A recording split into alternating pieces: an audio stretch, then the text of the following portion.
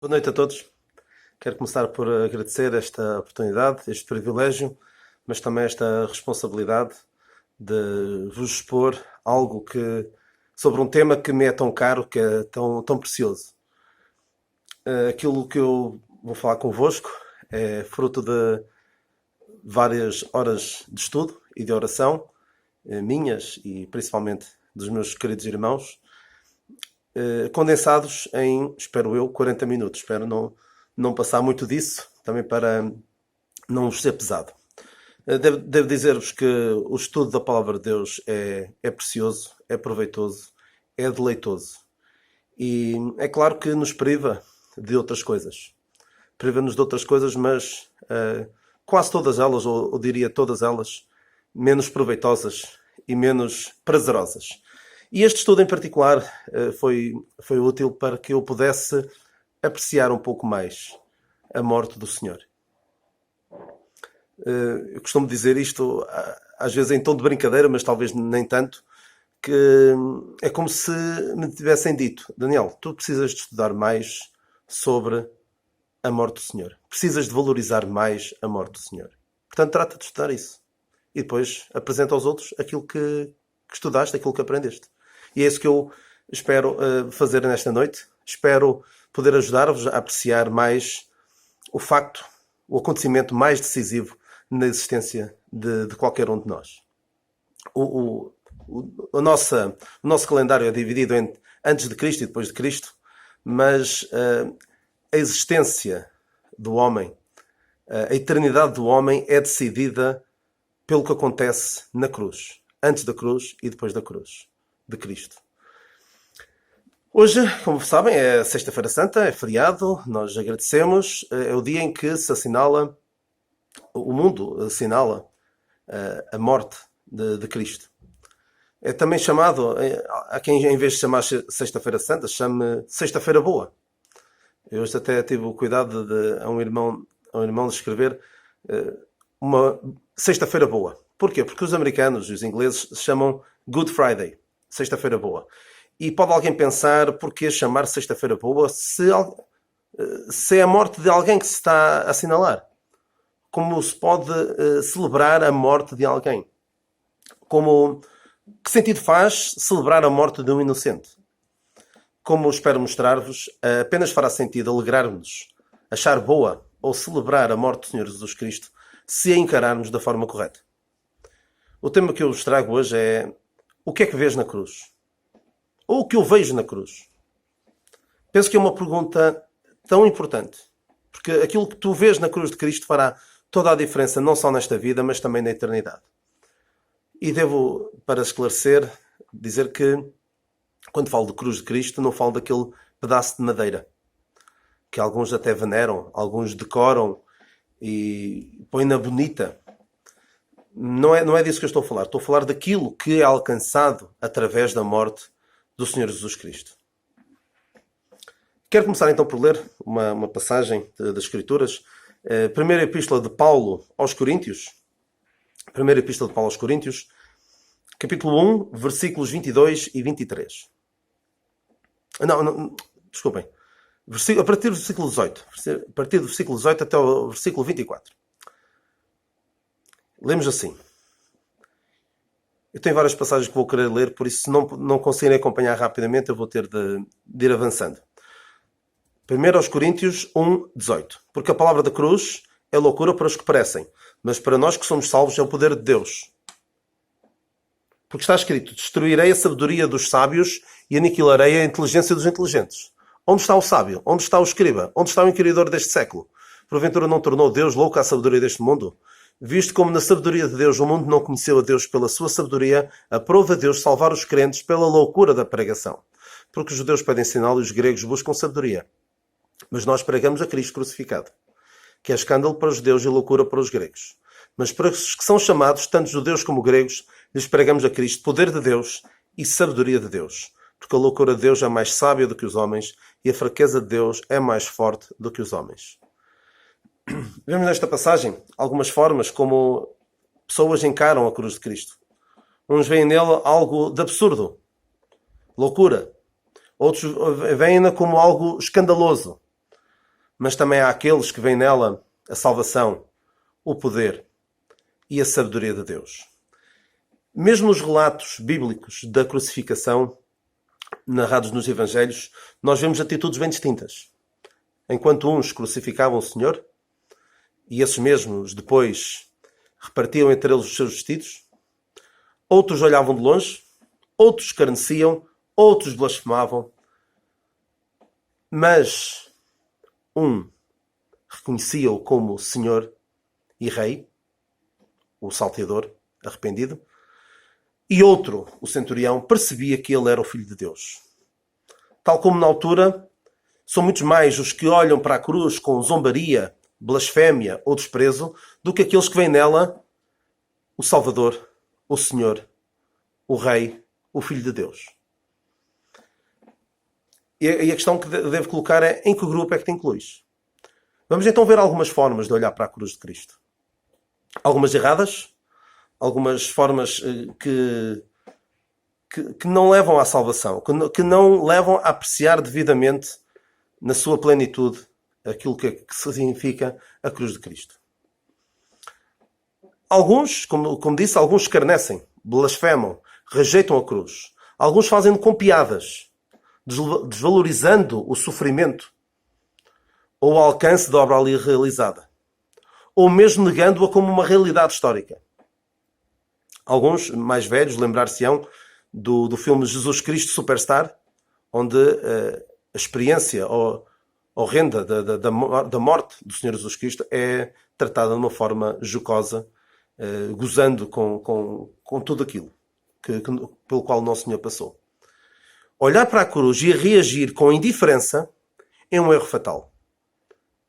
O erro que tem levado milhares de milhões de pessoas ao inferno é olhar para a cruz, ver o Senhor crucificado, claro que ele não representado, não fisicamente, mas ver o Senhor Jesus Cristo na cruz e dizer: não me diz nada, é-me indiferente, eu estou bem como estou, não preciso, eu estou bem assim, não preciso de ti. A cruz de facto é loucura para os que perecem. Para eles é estúpido, é ignorante, é inaceitável querer que o Jesus Cristo crucificado é o único caminho para Deus e que a sua morte tem esse propósito, de nos levar a Deus. Quando o apóstolo nos diz que Cristo padeceu justo pelos injustos para levar-nos a Deus. E algo também que atrapalha um pouco a mensagem da cruz é o facto de que na palavra de Deus é-nos dito que Jesus Cristo veio para os injustos, veio para salvar os pecadores, veio para justificar o ímpio. Não veio para fazer nada, ele não veio para fazer o que quer que fosse por aqueles que são religiosos, por aqueles que são bons aos seus próprios olhos. Para esse o Senhor Jesus Cristo não veio fazer nada. Veio para os condenar, mas não veio para salvar esses, veio para salvar. Se lerem as passagens bíblicas, veem que Cristo Jesus veio ao mundo para salvar os pecadores. Lemos que Deus justifica o ímpio e lemos que o Senhor Jesus Cristo padeceu o justo pelos injustos, para levar-nos a Deus. E é aqui que também muitos têm falhado. Muitos têm passado ao lado da salvação por não reconhecerem esse seu estado de pecadores, de ímpios, de injustos. Então, de facto, esta mensagem da cruz é loucura. E os sábios deste mundo, como lemos naquela passagem, desprezam-na. Vemos como muitos dos atenienses, ali no Areópago, chamaram a Paulo de paroleiro. Quando ele começou a falar-lhes de Cristo, particularmente da ressurreição, alguns escarneciam dele. Diziam: está bem, nós outro dia te ouviremos falar sobre isto. Enquanto outros também escarneciam. Então, esta é a forma de olhar para a cruz. Com desprezo, com blasfémia, com indiferença. Alguns olham para a cruz como um objeto de devoção. Exibem-na nos seus templos, nos seus monumentos e casas, embelezando-a e tornando-a num objeto de decoração. Mas a cruz não tem nada de esteticamente belo. Ela é terrível. É um espetáculo assombroso de presenciar. Alguns que até carregam uma réplica consigo, como objeto de devoção, com a ideia de que os ajudará a ultrapassar as dificuldades da vida. Como se de um amuleto se tratasse. E há aqueles que ridiculamente afirmam ter um pedaço da cruz. O problema e guardam como uma relíquia. O problema é que, a frase não é minha, mas os bocados da cruz de Cristo, espalhados por esse mundo fora, dariam para reconstruir não toda a cruz, mas toda a Arca de Noé. Infelizmente, tudo isto não é mais do que superstição. Ou mesmo idolatria, a qual Deus condena, claramente. E passa completamente ao lado do verdadeiro significado da cruz. Uma outra forma ainda de olhar para a cruz é dar demasiada importância aos detalhes e perder o mais importante da cruz, ou seja, aquilo que ela alcançou. Alguns entram em lutas nos Facebooks e noutros fóruns, desonrando até o nome de Deus, por causa do dia em que Cristo foi crucificado. Se foi na quarta, se foi na quinta, se foi na sexta. Assim, é um estudo muito interessante. Perceber, comparando Escritura com Escritura. Vendo o uso das expressões terceiro dia, 3 dias e 3 noites. Mas daí, e tirar daí proveito. A palavra de Deus nós temos a palavra de Deus para estudar. Mas daí entrar em guerras, chamar hereges uns aos outros, por causa de não concordarem comigo no dia específico em que o Senhor morreu. Alguns afirmam e defendem que o Senhor Jesus Cristo foi crucificado no lugar da caveira. E que o lugar da caveira é o lugar onde está a caveira de Adão. Onde Adão foi enterrado.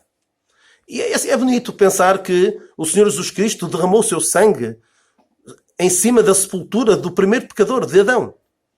Simbolizando desta forma a redenção da raça humana. É bonito pensar dessa forma. Mas não temos provas de que tenha sido isso. Há quem diga, por exemplo, que o Monte do Calvário é o monte onde Abraão esteve disposto a matar o seu filho. E é uma boa ilustração que se pode tirar, que naquele dia, quando Abraão ia para matar o seu filho, houve um substituto. Enquanto Abraão ia para espetar a faca no seu filho, houve uma voz do céu que o mandou parar. Mas, quando a ira de Deus se abateu sobre o Senhor, não houve ninguém que disse para parar. Ele levou o seu castigo até ao fim. Não sabemos ao certo se terá sido. Se foi, é bonito de pensar dessa forma, mas não sabemos ao certo. São tradições. Os americanos têm uma expressão que é a hill to die on, ou seja, uma colina onde eu deva morrer. Ou seja, quando algo é tão vital para as suas convicções, algo tão fundamental que eles decidem que aquilo é algo pelo qual eu deva morrer. Uma colina na qual eu deva morrer. E a localização da colina onde o Senhor morreu não deve ser uma colina onde nós estejamos dispostos a morrer. Ou seja, a ir até às últimas consequências. Não vale a pena guerrearmos por causa destes pormenores. Mas alguns que, em relação à morte de Cristo, em relação à cruz de Cristo, desviam a sua atenção do mais importante. Há também quem defenda que havia não 3 cruzes, mas 5. 2 de cada lado, além da do Senhor. E defendem aquilo de uma forma bastante fundamentada. Não sabemos se está certo ou não. E até umas imagens da cruz do Senhor com mais 2 de cada lado. E outros dizem também e defendem de uma forma veemente que os 2 salteadores foram pregados na mesma cruz que o Senhor. Ou seja, havia só uma cruz. E ainda há aqueles que dizem que era uma estaca, que não era nada uma cruz. E levam estas suas convicções até às últimas consequências. Mas vale a pena. Pensemos na seguinte ilustração, que eu já contei algumas vezes e alguns conhecerão. Conta-se que quando os irmãos Wright, no início do século XX, fizeram o seu primeiro voo com um avião, os irmãos Wright são conhecidos como os inventores do avião, eles, quando conseguiram fazer o seu primeiro voo com o seu pequeno avião, enviaram um telegrama para o telegrama, mandaram uma mensagem para a sua irmã. E a irmã, e o que é que dizia a mensagem? Tinha-se uma mensagem curta, era? E dizia assim: voámos 100 metros, voltamos para o Natal. E a irmã, contente com aquela notícia, levou aquilo ao diretor do jornal da cidade ou da vila e mostrou a mensagem. E o diretor, isto é uma história, não sei se é verídico ou não, mas estou a vendê-la pelo mesmo preço que a comprei. É de uma meditação já muito antiga do Pão Diário. E dizia assim: Então o diretor, quando vê aquela notícia, voamos 100 metros, voltamos para o Natal e diz: olha que bom, eles voltam para o Natal. Ou seja, ele deixou passar completamente ao lado a mensagem gloriosa de que o ser humano tinha conseguido voar. A invenção mais... o avanço tecnológico maior desde a invenção da roda, possivelmente. E da mesma forma é possível alguém perante a cruz estar preocupada com o quando, com quem, com quantos, onde, deixando escapar o mais importante, o porquê da cruz. Porquê é que o Senhor Jesus Cristo foi crucificado?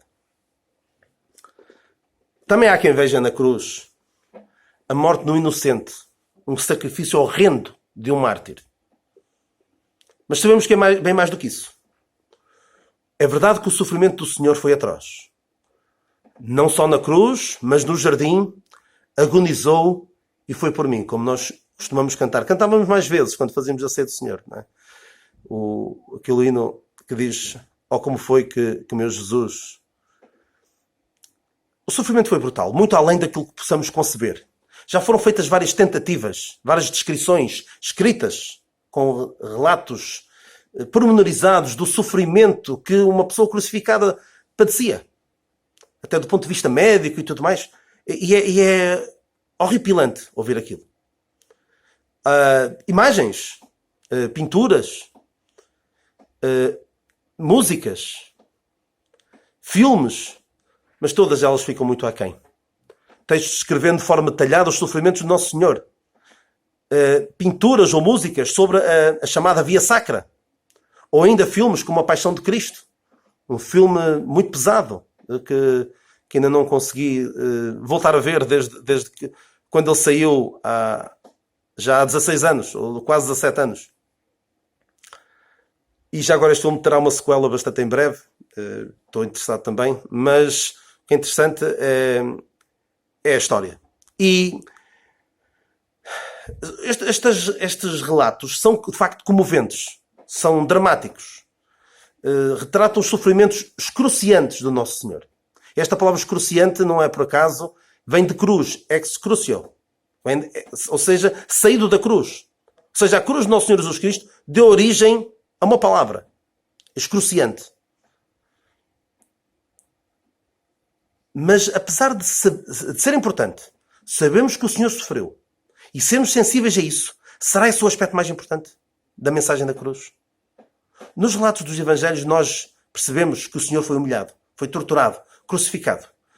Mas a descrição não é assim tão gráfica quanto nós a lemos nos escritos seculares. Mesmo na mensagem do Evangelho pregado por Paulo, não vemos um grande foco nesse aspecto da crucificação. Não estou a querer desvalorizar. Não me entendam mal. Paulo, escrevendo aos Gálatas, diz-lhes: a vós, perante os olhos de quem Jesus Cristo já foi representado como crucificado. Diz ele isto em Gálatas 3:1. Ou seja, quando Paulo lhes anunciou o Evangelho, fez-lo de tal forma que eles ficaram com uma noção bem nítida da crucificação de Cristo. Mas seria o foco de Paulo uma descrição gráfica, detalhada, dos sofrimentos do Senhor, ou antes aquilo que resulta da cruz de Cristo? O que é que salva o homem? Ter pena do Cristo crucificado ou aceitar a mensagem da salvação, a mensagem da cruz? Nós lemos em Lamentações 1:12, uma passagem que normalmente é associada aos sofrimentos do Senhor Jesus Cristo. Não vos comove isto a vós, a todos vós que passais pelo caminho, atendei e vede se há dor como a minha dor, que veio sobre mim, com que o Senhor me afligiu no dia do furor da sua ira. Claro que nos devemos comover, não devemos ficar indiferentes. Mas muitos se comovem com o seu sofrimento e continuam perdidos. Ver o filme da Paixão de Cristo, chorar, passa a expressão baba e ranho, ao ver aquele filme, que é difícil uma pessoa sair daquele filme sem derramar lágrimas, não salva ninguém. O chorar não salva, como diz o cântico. Comoção não é conversão. Aliás, a comoção, se alguém se deixar levar em demasia pelos seus sentimentos, pode até ser um impedimento à conversão. Aqueles que se convertem apenas por emoções, ou que se dizem que se converteram devido a uma situação muito forte do ponto de vista emocional, poderão estar perdidos. Agora, o que é o que eu vejo na cruz? Eu vejo, como nós acabamos de cantar há pouquinho, o meu pecado castigado no Senhor Jesus Cristo. Como eu disse ainda há pouco, a mensagem da salvação é a loucura, mas para nós que somos... Mas para nós que somos salvos, é o poder de Deus. Ou seja, eu vejo ali a salvação de Deus. Vejo o meu pecado castigado em Jesus. Foi na cruz onde um dia eu vi meu pecado castigado em Jesus. O castigo que eu merecia, devido ao meu pecado, o Senhor levou sobre si.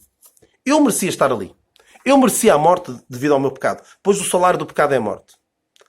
Mas àquele que não conheceu o pecado, Deus o fez pecado por nós, para que nele fôssemos feitos justiça de Deus. O Senhor Jesus Cristo veio a este mundo. Identificou-se com a nossa natureza ao nascer. Identificou-se com a nossa culpa, ainda que sem pecado, quando se batizou. E identificou-se com a nossa morte, morrendo a morte que nós merecíamos. Agora, quando alguém olha para a cruz, qual deve ser a sua atitude? Porquê é que ele está a morrer? Sim, porque é que o Senhor Jesus Cristo morreu? Alguns olham para a morte do Senhor Jesus Cristo como uma tragédia.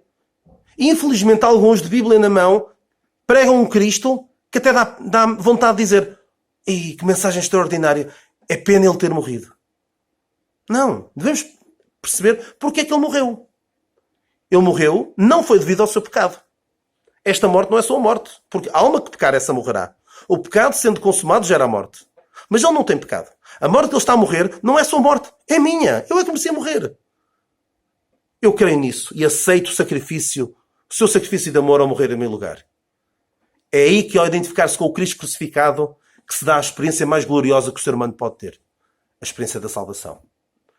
O Senhor Jesus Cristo foi batizado. Foi identificado com a nossa morte. Ele dizia: "Importa, porém, que seja batizado com um certo batismo. E como me angustio até que venha a cumprir-se." Em Lucas 12:50. Ou seja, a morte do Senhor Jesus Cristo foi um batismo. Porque o batismo significa identificação. Ele foi batizado na nossa morte, ao morrer a morte que nós merecíamos. E agora, quando cremos na mensagem da cruz, quando olhamos para a cruz da forma correta, nós somos batizados na sua morte. E ele diz, Paulo diz: "Ou não sabeis que todos quantos fomos batizados em Jesus Cristo, fomos batizados na sua morte?" Lemos isso em Romanos 6:3. Ou seja, fomos batizados na sua morte. Isto é que é o batismo. O glorioso batismo que nós lemos em Efésios 4:5. Um só batismo. O batismo do Senhor Jesus Cristo na nossa morte. O nosso batismo na sua morte. E como é pena que muitos se percam em guerras por causa de batismo para aqui e batismo para ali, quando o verdadeiro batismo é este. É um pouco como a história daquele diretor do jornal. Falaram-lhe de uma mensagem gloriosa e ele focou-se noutra coisa. A cruz, o Calvário, é o único lugar onde o homem se pode encontrar com Deus. A cruz é, por assim dizer, o portal através do qual o homem pode entrar em comunhão com o seu Criador. É muito importante percebermos que no alto do seu sofrimento físico, da tortura mental, da vergonha, sim, porque o Senhor Jesus Cristo foi crucificado nu, não foi com uma tanga, como às vezes colocam nas imagens.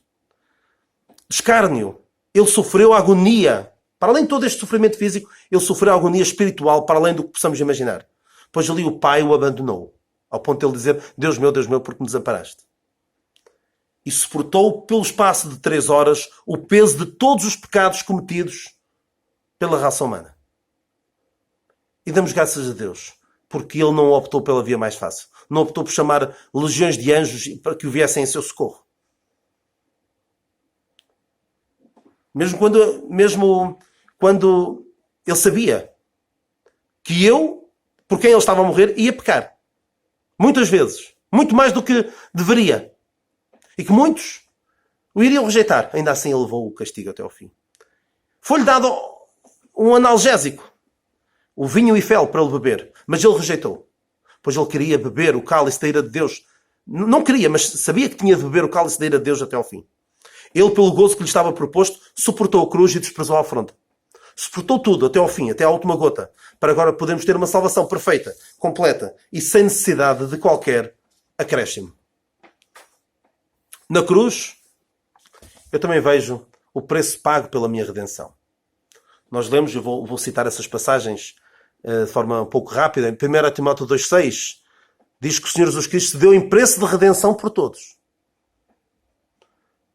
Em Tito 2,14, Ele se deu a si mesmo por nós para nos remir de toda a iniquidade. E 1 Pedro 18 e 19 nós lemos que não foi com coisas corruptíveis que fomos resgatados da nossa maneira de viver, mas com o precioso sangue de Cristo. Ou seja, foi pago um alto preço pelo nosso resgate. Porque nós estávamos nas mãos de um dono de escravos. Nós estávamos no mercado de escravos e o Senhor Jesus Cristo veio comprar-nos. Esta é a ideia da palavra remir de toda a iniquidade que nós lemos em Tito 2,14. Não sei se sabem que quando o Império Britânico decidiu acabar com a escravatura, em 1834, foi decretado compensar os proprietários dos escravos. Na altura ninguém pensou em compensar os próprios escravos. Não é? Hoje já se fala muito disso, de uma forma... Em certos círculos fala-se muito disso, de compensações pela escravatura. Mas na altura não pensou-se em compensar os proprietários dos escravos. E foi fixada a quantia de 20 milhões de libras na altura. Que é uma quantia tão grande que só acabou de ser paga em 2015. Imaginem quase 200 anos para pagar isto. Mas o preço da nossa redenção foi muito mais elevado. Porque a redenção da alma é muito cara. Não é? Diz o salmista. A redenção da sua alma é caríssima e os seus recursos se esgotariam antes. Porque a redenção da nossa alma não pode ser paga com dinheiro ou com recursos materiais ou recursos humanos. Foi preciso o precioso sangue de Cristo. E esta é a razão pela qual a salvação é tão fácil. A salvação é tão fácil, porque custou um preço elevadíssimo ao nosso Senhor. O seu precioso sangue. Quando alguém queria comprar um escravo, eu poderia haver várias razões para comprar um escravo, porque queria um escravo para uma determinada função. Essa pessoa ia ao mercado de escravos. E quando encontrava o escravo que parecia encaixar nas suas pretensões, ele examinava-o e testava-o, até batia-lhe e tudo, para ver se ele aguentava a dor. Ou seja, ele queria garantir a qualidade do produto antes de pagar por ele. E quando o vendedor percebia que aquela pessoa estava mesmo interessada, fazia com que o preço subisse, até onde pudesse, para ganhar o mais possível com aquele escravo. E esta é a ideia da palavra redimir, que nós lemos, ou remir, em Tito 2,14. Esta palavra é lutro, no grego. Ocorre aqui, ocorre também naquele episódio dos discípulos a caminho de Emaús. Esperávamos que fosse ele que remisse a Israel. E também naquela passagem que já vos li de 1 Pedro 1,18. Fostes resgatados da vossa maneira de viver. E o que é que significa? Significa uma pessoa que paga um preço muito elevado para obter o escravo que deseja. E quando o escravo estivesse pago, comprado, o escravo tornar-se-ia propriedade sua. Por isso é que nós vemos ali em Tito 2,14, nos remiu para sermos um povo seu, especial, zeloso de boas obras. Então nós podemos ver com esta analogia, com o mercado dos escravos, a boleia desta expressão redimir, nós podemos ver que o Senhor Jesus Cristo veio ao mundo, o mercado dos escravos, de Satanás, em busca de cada um de nós. O Filho do Homem veio buscar e salvar o que se havia perdido. O Senhor Jesus Cristo sabia que nos queria e que não nos esqueceria enquanto não tivesse a compra consumada. E estava disposto a pagar o que fosse preciso.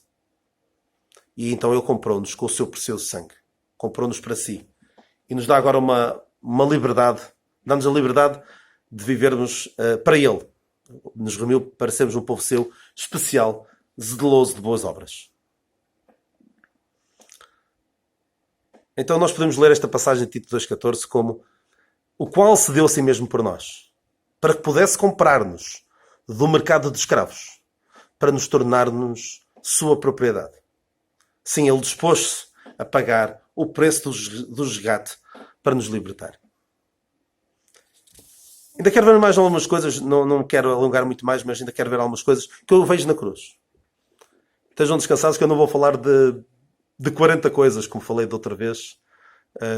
O Marcos ouviu-me falar, e o Celso, e o Miguel, e o Timóteo, e o Samuel, ouviram-me falar de 40 coisas que ocorrem quando uma pessoa se converte. Nas fontinhas só me ouviram falar de 33, mas depois quando falei ali aos irmãos em Oiã, já ia em muitos mais. Mas há muitas coisas que ocorrem quando que resultam da salvação. Eu não vou falar de todas. Mas o que é que eu vejo na cruz também? Eu vejo motivação para viver para Ele.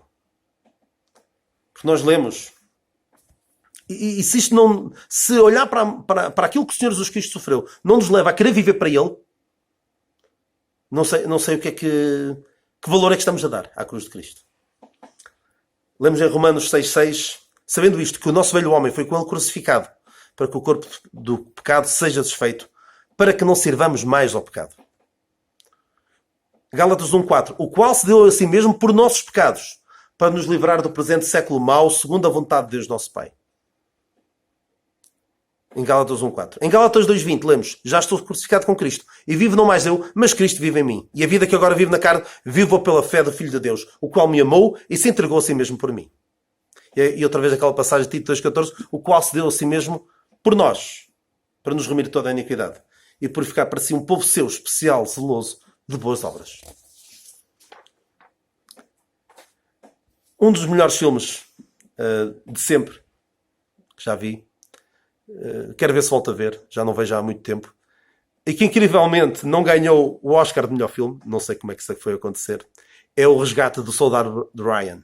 O Resgate do Soldado Ryan, um filme que retrata a história baseada em factos verídicos de um grupo de soldados que desembarcaram na Normandia no dia D, 6 de junho de 1944. E estes homens vão, sob o comando do Capitão Miller, em busca do soldado Ryan, do soldado James Ryan, para o resgatar. E resgatar porquê? Porque ele era o mais novo de 4 irmãos. E a sua mãe já tinha perdido os outros 3 filhos na guerra. Então era uma política do exército americano que, quando restava apenas um filho a uma mulher, a uma mãe, não sei se havia a particularidade dela ser viúva ou não, mas para evitar que a mulher ficasse desamparada dos seus filhos todos, então tinham de fazer tudo por tudo para salvar aquela pessoa. Então, estes homens irrompem pela Normandia adentro em busca deste homem. As suas ordens são procurar o soldado e garantir o seu retorno com vida para casa, para junto também. A dada altura do filme, o Capitão Miller, um pouco frustrado com esta missão, desabafa, dizendo, é bom que ele valha a pena. É bom que ele vá para casa e cure alguma doença. Ou invente uma lâmpada mais duradoura. Fazendo um pouco de spoilers, ou seja, contar partes do filme. Também o filme já tem 20 e tal anos, é de 1998. Portanto, se não o viram, já deviam ter visto. Portanto, eu vou acabar por contar aqui uma parte. Mas mesmo já tendo visto, mesmo sabendo como é que acaba o filme, é muito, muito interessante. A missão acaba por ser bem sucedida. O soldado Ryan acaba resgatado. Mas quase todos os soldados, um por um, vão morrendo. O Capitão Miller acaba, o comandante eu não posso usar aqui termos militares porque estou a dizer tudo mal, mas o Capitão Miller acaba por morrer numa ponte. Mesmo na altura em que as forças aliadas conseguem vir em auxílio deles. Ou seja, dá pena porque ele morre e se calhar nem havia necessidade de ele ter morrido, mas ele morre, acaba por morrer. Numa das cenas mais comoventes de que me lembro de algum filme, o Capitão Miller, nas suas últimas palavras, para o soldado Ryan diz, merece isto. Merece-o. Ou seja, faz por merecer isto. Esta gente toda morreu por tua causa, para te salvar. Vive uma vida digna da morte destes homens. Anos mais tarde, já velho, o soldado Ryan visita a campa do Capitão Miller com a sua família e diz, claro que aqui não faz sentido estar a falar para uma pessoa morta, mas é filme, não é? Ele diz assim para o Capitão Miller, em cada dia me lembro das tuas palavras e tentei viver a minha vida o melhor que pude. Espero que tenha sido suficiente para merecer o que fizeram por mim. Se o ato de sacrifício daqueles homens em favor do soldado Ryan e as palavras finais do Capitão Miller foram motivação para este homem viver uma vida boa, quanto mais deverá ser a recordação da morte do meu Senhor. Tenho meditado no preço da redenção que foi pago para que eu fosse liberto das garras de Satanás e do poder do pecado. Pergunto agora, tem sentido falta da ceia do Senhor? Devo dizer com profunda tristeza que muitos não sentem. Porque nunca sentiram. Nunca tiveram o desejo de participar na ceia do Senhor. De relembrar semanalmente. Não deve ser semanalmente, mas pelo menos com os nossos irmãos. E de uma forma mais visível, mais prática, relembrar a morte do Senhor. Quão terrível seria se nos esquecêssemos de quanto custou o preço da nossa redenção. Mas é exatamente isso que eu faço quando escolho pecar. Quando deliberadamente peco. Porque, como nós costumamos cantar, pecado meu te fez sofrer de Deus o desamparo ali. Mas mesmo pelo teu sofrer, pudeste vida dar-me em ti. Ou seja, eu estou a dar lugar exatamente àquilo que levou o meu Senhor à cruz. E é esta a forma como eu mostro a minha gratidão ao meu Senhor. Nós vimos que Ele se deu a si mesmo por nossos pecados para nos livrar do presente século mau. Ele se deu a si mesmo para nos remir toda a iniquidade e purificar para si um povo seu especial, zeloso de boas obras. Mas quando eu não valorizo a morte do Senhor, estou a voltar-me exatamente para isto, para o pecado, para o presente século mau, para a iniquidade. Exatamente aquilo do qual o Senhor nos veio livrar. Será que há áreas na minha vida onde eu, depois do Senhor me resgatar, eu quis voltar à servidão dessas coisas? Há uma ilustração que eu gosto bastante. Se calhar quantas vezes eu pratico-a. A ilustração daquele homem que, devido a ser alcoólico, acaba por desenvolver uma cirrose e precisa de um transplante de fígado. Devido à sua vida boémia, deu cabo do fígado e precisa de um transplante. E consegue. Há um dador, é compatível e ele fica com o fígado novo. Uma nova oportunidade para a sua vida. E a seguir, o que é que ele faz? Para mostrar a sua gratidão, volta à vida de antigamente, a beber. Como se não houvesse amanhã. Que ingratidão. Que desprezo pela oportunidade de uma nova vida que lhe foi dada. E é isso. Eu não vou dizer como Natã disse a David, mas eu vou dizer, eu sou esse homem. Quantas vezes volto às coisas das quais o Senhor me quis resgatar? Me resgatou e eu quero voltar para elas. Na cruz, eu também vejo o poder de Deus. A palavra da cruz é loucura para os que parecem, mas para nós que somos salvos é o poder de Deus. E o apóstolo Paulo também diz, não me envergonho do Evangelho de Cristo, pois é o poder de Deus para a salvação de todo aquele que crê. É o poder de Deus. Ou seja, Deus capacita-nos a viver uma vida para Ele. A palavra poder é dunamis. Nós certamente já ouviram a ilustração de dunamis, de onde vem a palavra dinamite. E podemos dizer que o Evangelho é o dinamite de Deus. Eu sinceramente prefiro poder de Deus. Poder de Deus é uma palavra muito mais forte do que dinamite de qualquer outra coisa. Ou seja, o poder de Deus habita em nós. Nós lemos que, segundo o poder que em nós opera. Nós lemos também que o Espírito daquele que dentre os mortos ressuscitou a Jesus habita em vós. É este poder que habita em nós. Isto deve levar-nos a viver uma vida digna da vocação com que fomos chamados. Por fim, eu vejo também aqui a sabedoria de Deus. Na cruz, nós como lemos naquela passagem, a sabedoria de Deus.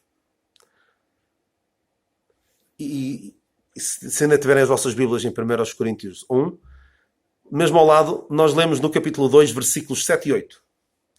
Mas falamos da sabedoria de Deus, oculta em mistério, a qual Deus ordenou antes dos séculos para a nossa glória. a qual nenhum dos príncipes deste mundo conheceu. Porque se a conhecessem, nunca crucificariam ao Senhor da Glória. Satanás sabe que será derrotado no fim. Ele conhece a Bíblia muito bem e sabe que está condenado. Como os americanos dizem, dead man walking. O destino dele está traçado. É uma questão de tempo. Mas ele não se importa de ter algumas vitórias. Segundo a profecia, o Messias, nós lemos isso particularmente em Isaías 53, o Messias triunfaria apesar da sua morte. Apesar da sua morte. Ou seja, o inimigo teria uma vitória momentânea, fugaz. Mas agora, com este mistério, o qual Deus ordenou antes dos séculos para a nossa glória, nós percebemos que é exatamente na morte de Cristo que Ele tem a sua maior vitória. Ele não vence apesar da sua morte. Ele vence na sua morte. E é só com a revelação dada a Paulo que nós percebemos isso. Percebemos que é na morte de Cristo que o Senhor tem a sua maior vitória e que o diabo tem a sua mais retumbante derrota. É com a revelação do mistério que nós percebemos que a morte de Cristo é a base da redenção para todo o homem. E vejamos, em Pentecostes, quando Pedro prega, como é que ele apresenta a cruz de Cristo? Eu já tenho dito isto várias vezes. Como é que ele apresenta a cruz de Cristo? Apresenta como a tragédia nacional. O crime nacional que aquele povo tinha cometido. A morte de Cristo era o problema, não era a solução. Qual era a solução? Arrependimento e batismo. Não os méritos do Senhor Jesus Cristo. Não aquilo que o Senhor Jesus Cristo tinha realizado na cruz. Agora, quando nós anunciamos o Evangelho, o que é a morte de Cristo? A morte de Cristo é a solução. Ou seja, desta forma Deus conseguiu baralhar por completo o inimigo das nossas almas. Deitar por terra os planos de Satanás. E é por isso que ele odeia a mensagem do Evangelho. A revelação do mistério. Porque com esta mensagem, a sua loucura fica exposta perante todos. E a sabedoria de Deus é enaltecida, é engrandecida. Deus, como nós sabemos, é omnipotente, é onipresente, é omnisciente, mas também é omnissapiente. É o Deus todo sábio. Paulo termina a sua epístola aos Romanos dizendo: ao único Deus sábio seja dada glória por Jesus Cristo para todo sempre. Amém. Ainda sobre a sabedoria de Deus, vemos também como ele conseguiu aquilo que era impossível. Aparentemente. Era impossível ao homem. E de uma forma, do ponto de vista da lógica, seria impossível. Conciliar a justiça com o amor. Ele poderia salvar todos. Dizer, está tudo salvo, vai tudo para o céu. Mas ele não estaria a ser justo. Era como se o Império Britânico dissesse: todos os escravos são livres a partir de agora. E vocês